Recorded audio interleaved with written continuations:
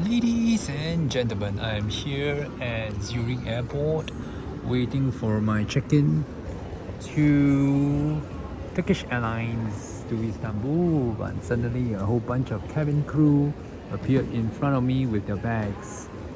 At first I thought it was Turkish Airlines, but looking more closely it turns out that they are flying for Qatar Airways.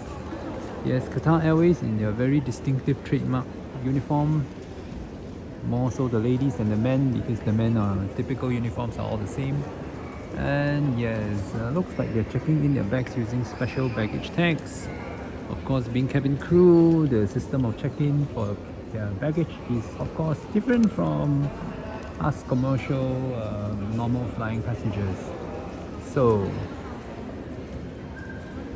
very interesting indeed. Welcome to Zurich Airport. Ciao ciao.